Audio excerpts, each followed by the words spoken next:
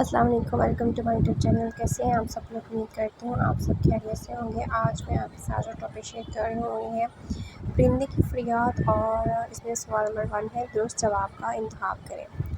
पहले है ये नज़म किसकी ज़ुबानी है? परिंदे की, ठीक है। उसके बाद है इस नज़म में से कौन सा उसके बाद आता है जी इस नज़म में कौन सा ज़माना याद किया गया है? गुजरा हुआ। परिंदा किसको तरस रहा है?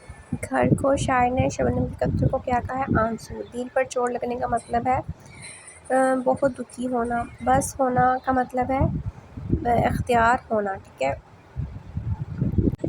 अगर नेक्स्ट पेज पे चाहें तो मुख्तसर सवालात के हमें जवाब आते हैं। क्वेश्चन नंबर 1 है इस नज़म के शायर कौन है?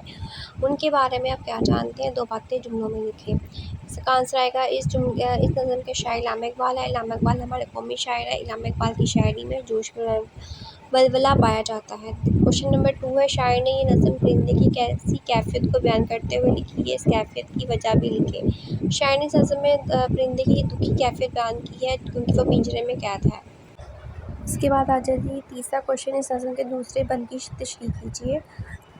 इसका आंसर परिंदा कहता है कि अपने घोंसले में बहुत आज़ाद हासिल थी, अपनी खुशी से कहीं भी चले जाते थे और अपनी मर्ज़ी से वापस आ जाते थे।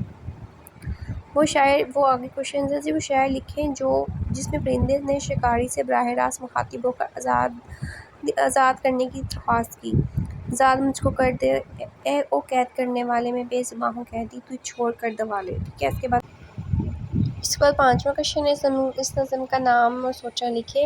इसका आंसर आएगा परिंदे की बेबसी, ठीक है। आई होप सो आपको मेरी वीडियो पसंद आई। अगर आपको मेरी वीडियो पसंद आई तो काइंडली मेरे चैनल को ज़रूर सब्सक्राइब करें और मैं सेशन में अपनी राय ज़रूर दीजिएगा और अपना बहुत सारा ख्याल रखिएगा। नेक्स्ट वीडियो के लिए मुझे इजाज़त दीजिए। अल्लाह हाफ़िज़।